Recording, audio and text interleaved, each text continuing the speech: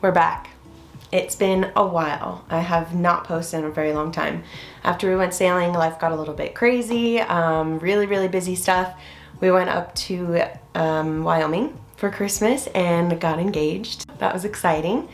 We haven't done any sailing since, but I'm gonna go ahead and update you guys on what happened when we went to Puget Sound and sailed the whole thing.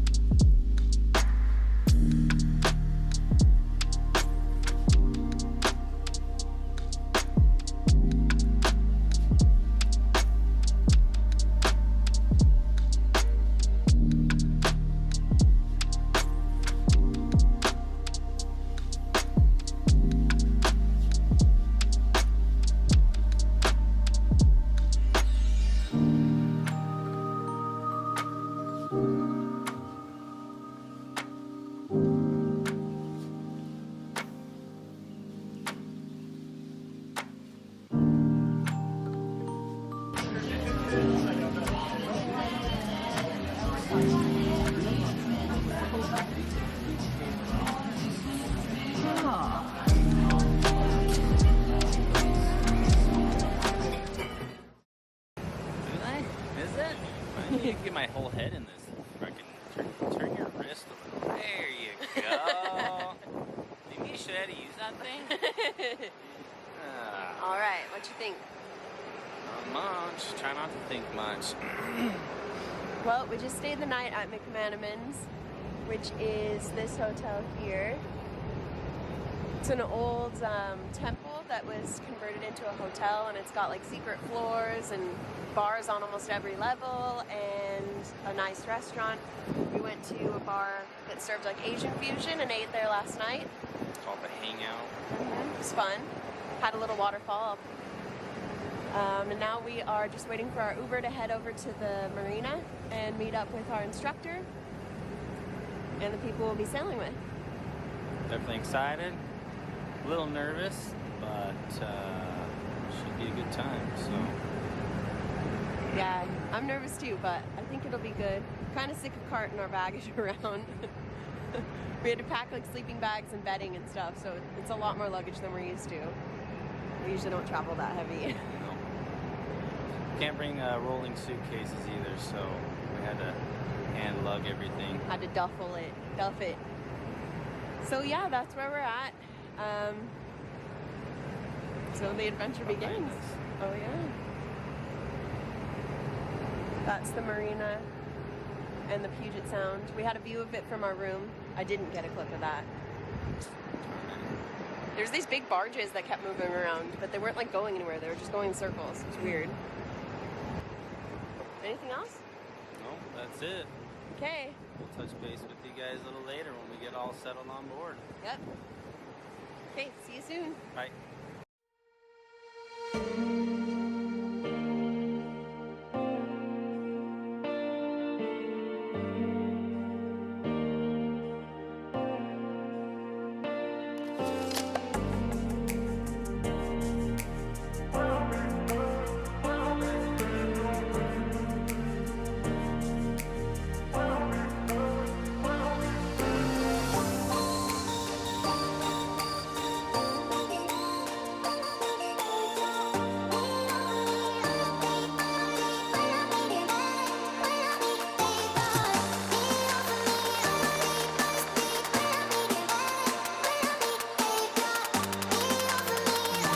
boat and meet everybody. We walk down the ramp, almost fall, Cece laughs at me, And then we go and meet Mike Rice, who is the instructor, and you'll see a lot of him, and Mike Spears, who owns the boat along with Jackie. They're a couple. We got to sail with them. They actually chose us out of a bunch of other couples that we were waitlisted, and they chose us, so we loved them. We met them, we sailed with them for 5 days, and now they're like really close friends of ours, and just we couldn't get enough of them. We're gonna go see them again soon. But as you can see, we walk up to the boat and meet everybody. Cece jumps right in and starts helping with the dinghy, and then we were ready to just get going. First thing we did was, which I don't think I have filmed because we were busy like actually helping and doing the thing, but we went and got fuel. So we docked up next to a dock. We stopped and we fueled up. We got the tanks filled with water, fresh water and everything. And then we headed out to sea and started learning.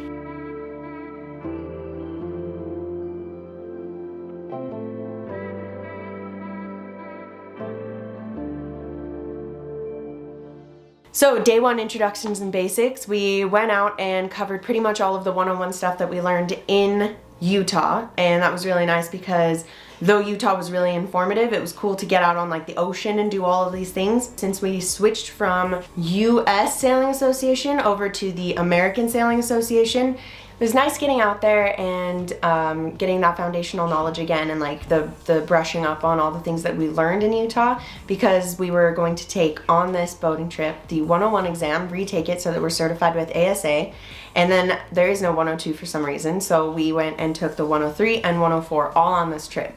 So yeah, it was really cool. I have a lot of Mike Rice actually teaching, a lot of footage of that, but I wasn't sure if he like wanted that on there, so I just like took out the sound, but you can kind of see what he's doing. He's showing us what the mast is up to and showing us the chart that we're actually going to learn on day 3. We learned charting, which we'll get to, and but yeah, day 1 was basically just familiarizing ourselves with the boat that we're on, which was a Beneteau Oceanus 38.1, and you'll see later on in the video that we took this really glory shot when we were on the dinghy, and this was mostly for Mike and Jackie so that they could like have a really nice video of their boat, but it really does show you what a cool boat we were sailing on and how awesome it felt to be able to sail that and have it in our control and stuff. It's just a really cool experience.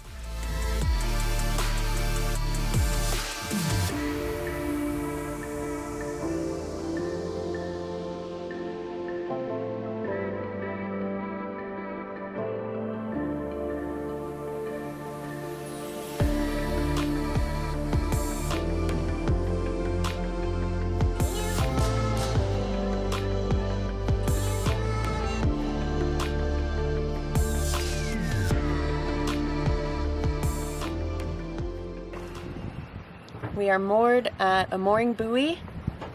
Mike, where are we? We're at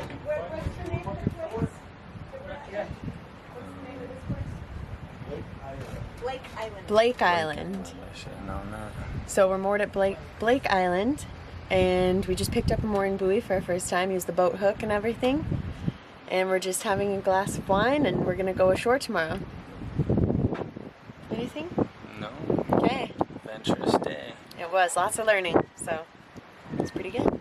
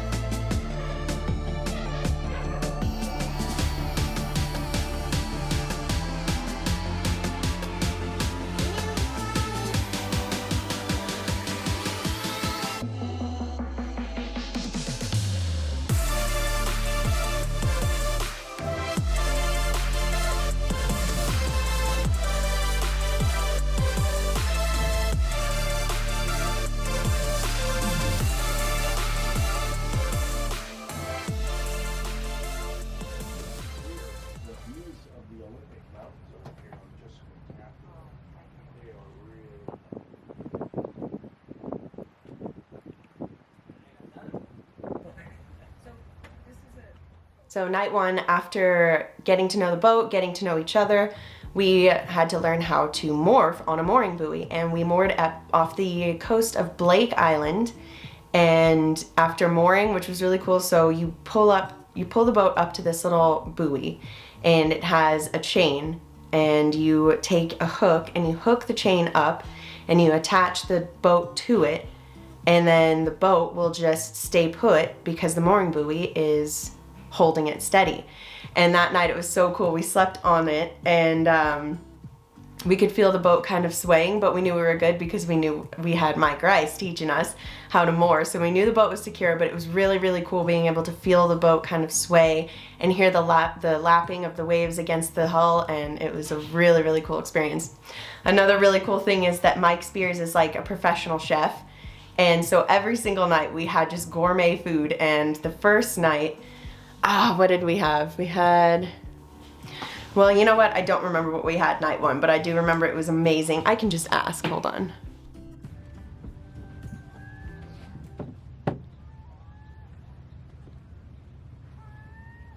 Oh, that was the fish that jumped. Oh, he's got something. He's got a fish. That's why they're all bugging him.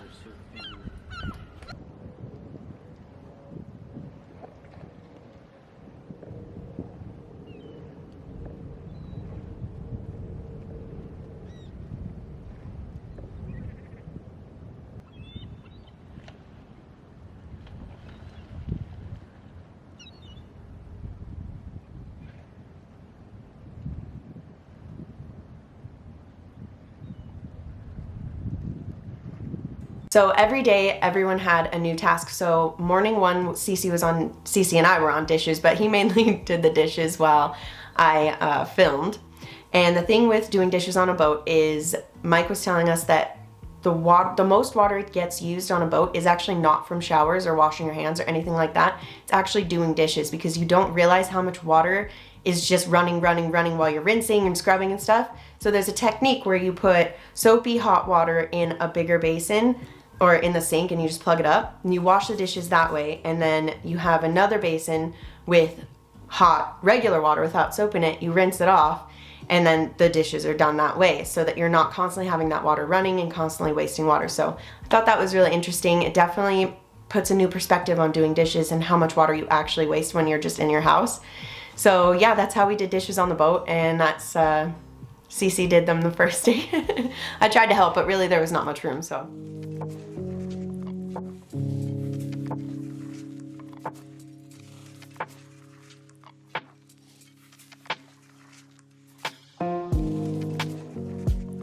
Stayed the night, and it was epic. It was really cool sleeping on a boat for our first time. Me and Cece had the cabin. Right when you walk down the stairs, you take a left and you go down underneath the bow. Me and Cece like set up our sleeping bags, and honestly it was super toasty, but when we woke up, the condensation was insane, and Mike Rice was like, well, yeah, you guys should have cracked a window because of all the moisture in there. We woke up and it was dripping on our foreheads, like all of the condensation, and it was pretty cool though, even though it was very wet. So then the next day we wake up, day two, and day two consisted of the dinghy ride, Blake Island. Cece was captain that day, and we got into trim specifics, which is basically trimming the boat to like ideal wind conditions. But the dinghy ride was really cool. The reason that we stopped at Blake Island was because you can actually pay to go ashore and take a little hike, which we did, and it was really, really awesome to take the dinghy out. It was their first time taking the dinghy out, like I said, brand new boat.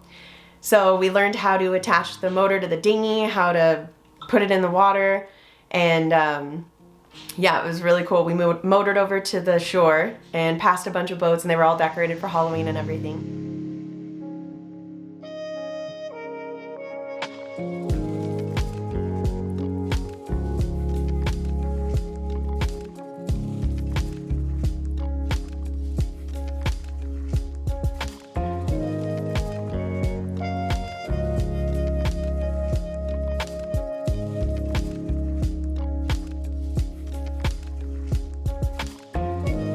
And when we got to shore, there was a little seal just laying on the ground, like, I don't know, not sunbathing because it was It was definitely overcast, but he was really cute. He looked really lonely, but as soon as I tried to approach him, he got really upset, so I just like backed off and told him he was cute.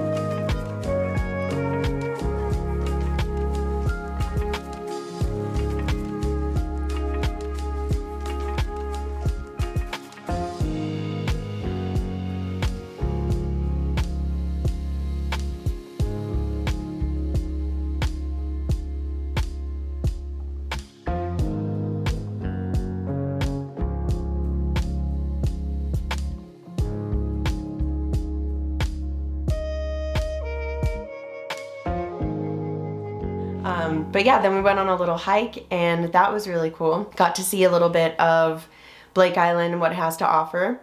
Then we came back and got back in the dinghy, and we took that beauty shot of the boat.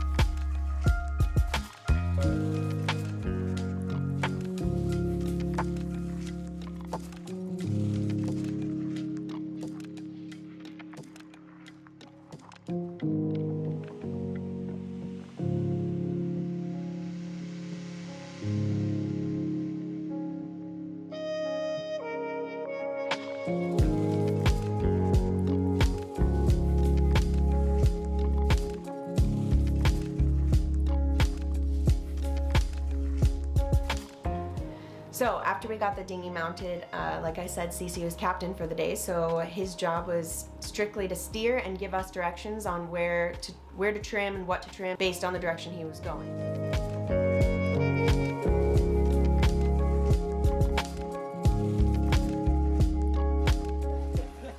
Okay, crew, what we're going to do is we're going to see, did the wind really come up, or is it just our point of sail? So we're going to fall off and go to a broad reach.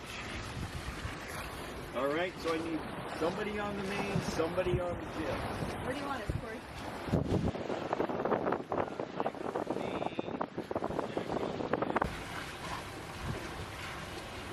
Okay, start sheeting out, especially the main. Use that technique we talked about and keep the line over the jib sheet and the main sheet over the lip of the tailer, that's stainless lip. That'll keep it from getting an override. There's your course. Hold course right there. Okay, sheet out, jib, main. What point of sail are we on, crew? Broad reach. Okay, you're going too far downwind. You want to be beam reach? No, right about there. There's your heading, right there. Okay, so pick out something on land. You might want to steer from the windward side. There you go. Too far. And how many degrees do you want between the wind and the sail? 90. Enough. Yeah, I'll let it out till it looks good. No. You let it out until the sail is 90 degrees to the wind. The main's easy, use the boom. Jib's harder. Yeah. Either use the middle of the jib or make an imaginary boom between the tack and the clew. Hold course, don't fall off anymore. Main could go out a little more, I think. There you go, that's good. On it, Jack, your camera's better. Oh yeah. Here we are in the Pacific Northwest. Loving it.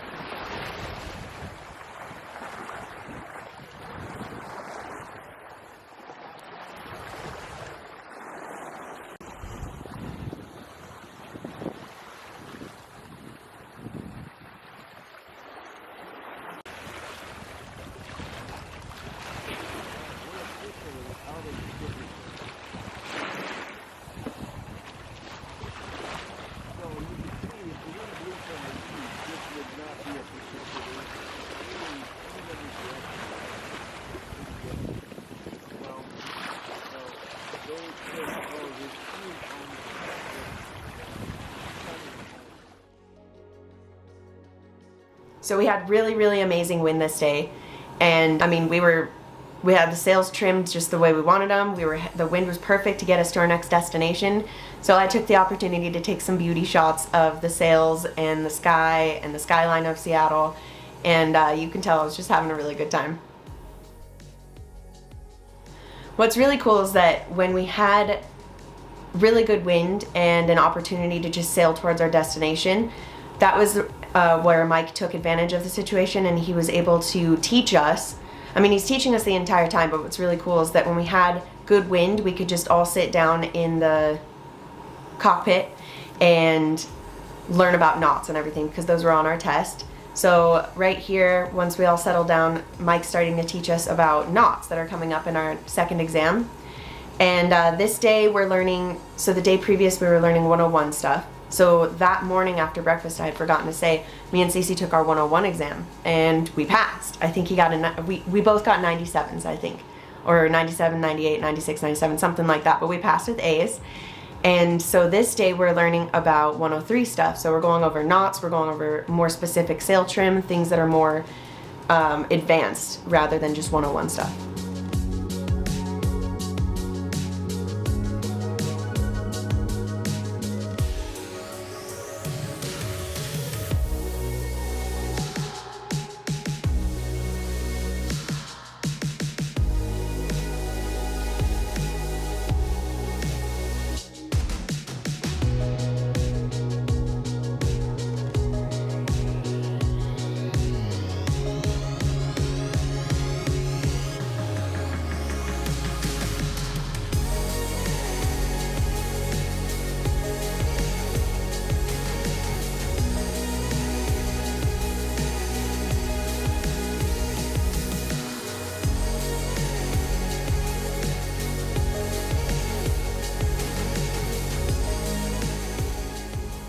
I had forgotten to say, but with the dinghy, we didn't load it back up. Mike actually taught us how the proper protocol of towing a dinghy. So that's why the dinghy is like floating along behind us, because we actually have it towing, which is like a really nice way of carting your dinghy around without having to like bring it back up on the boat.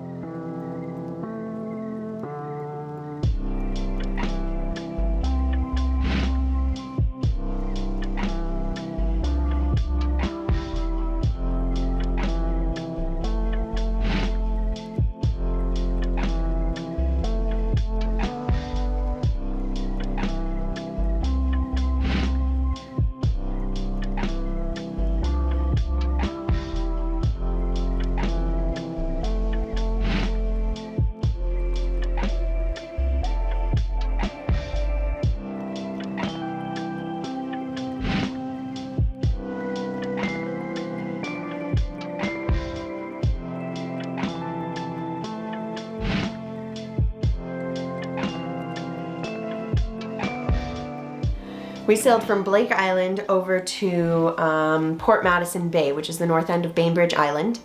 And I mean, talk about beautiful. So night 2 was anchoring. So night 1 was mooring, as you saw, and night 2 was anchoring. And Jackie was so nervous. She's like, oh my gosh, what if we anchor wrong and we start to float away when we're all asleep? And Mike Rice was like, no, you're with me, you're not gonna float away. I'll show you guys how to properly anchor so that in the future, when you do anchor, you'll feel confident enough to do it on your own and you won't be freaking out. Once we were anchored, Jackie was like, heck yeah, this is awesome. She was excited. We anchored really, really well, didn't move an inch all night other than the natural swaying that happens when you anchor. It was actually a really windy day, but as soon as we got into this cove, the wind died down and it was just really beautiful, really peaceful. But again, that night we had an amazing gourmet meal, and that night's meal was chicken piccata. And the chicken piccata was amazing. I just can't express enough how great of a chef Mike Spears is. Like, incredible. We couldn't believe it. We're already on this amazing sailing trip and we end up with like a professional chef.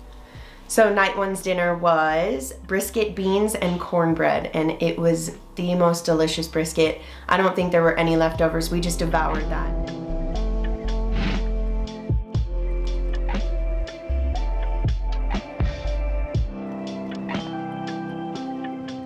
It was really fun too, because each night along with dinner we had a wine that paired with it. So we all would sit around in the cabin, sit around the table, and we would chat and just drink wine and talk about what we learned that day.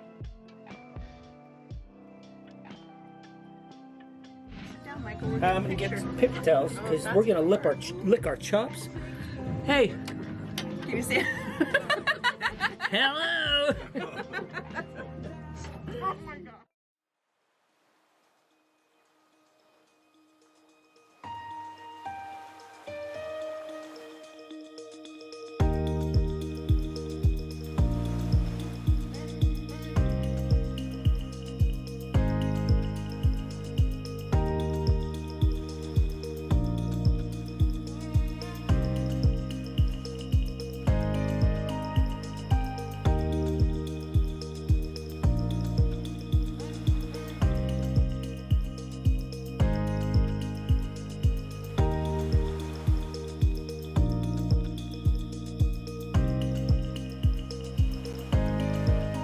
Day 3, Captain Dak. My time to shine. So this day I got to be the captain and it was awesome. Mike Rice, I'm just gonna toot my own horn here. He said that I had a very good feel for the boat and I was able to keep it on course. And we learned how to chart a course, and then we charted a course to our next destination, which was Seattle. And it was really cool because we got an ETA from each point. So we charted like, oh, we're gonna hit this point at this time, we're gonna hit this at this time. And during this time we also saw some porpoises, and CC, amazing cameraman that he is, got all of 2 seconds of them because I couldn't grab the camera. I was captaining, I was steering the boat. So we didn't get to see much of the porpoises in the video, but we saw plenty of the porpoises, sorry guys. But yeah, the whole time they're in the cockpit and they're charting our courses and they're telling me like, okay, stay on this heading. and I was actually able to keep the heading really well. I was able to actually go north, northeast, 72 degrees, 82 degrees, this, that, the other thing. I was really good at that, so I was really proud. It was super, super, super cold and windy this day, so I had bought those little hot packs and I put them in my gloves, and then I had a secondary set of gloves, and then I had hot pads in my shoes where my toes are because I couldn't feel my toes anymore. We had our foulies on, our foul weather gear, because it was supposed to rain that day, but it actually only sprinkled a little bit, but all of us geared up in our foulies, and they did keep the wind out, but it was still really, really, really cold day, so that's why we had hot pads everywhere.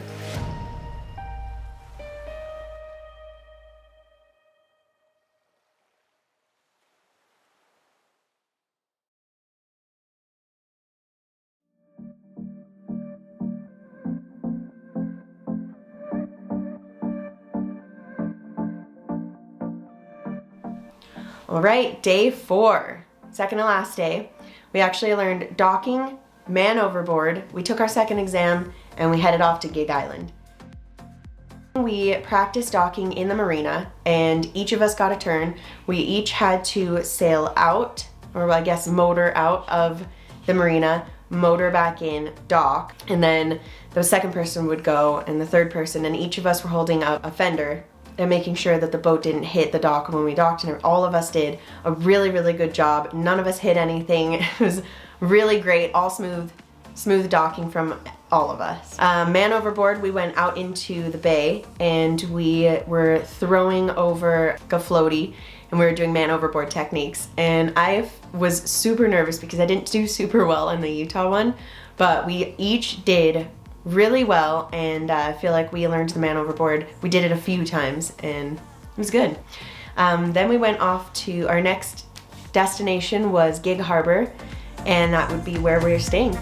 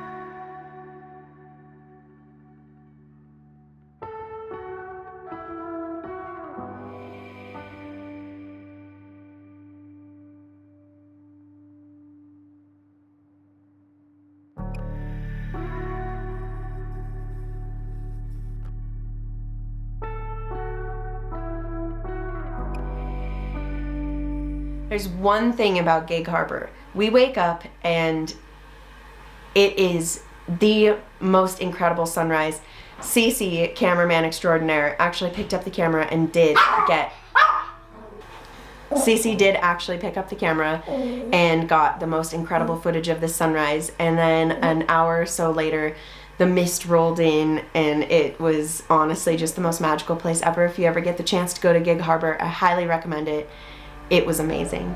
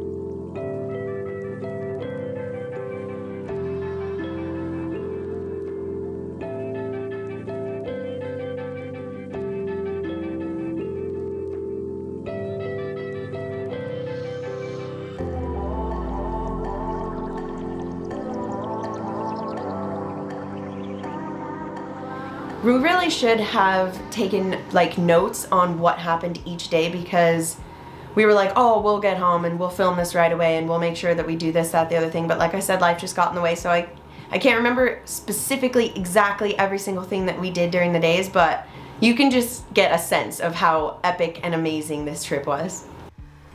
Okay, thanks again for watching, you guys. I mean, it was an experience of a lifetime. So happy we did it, and we are officially ASA certified with 101, 103, and 104, and we can charter a boat anywhere we want. So look forward to a lot more adventures from us, because we're going to be chartering and going all over the place. So we'll see you then.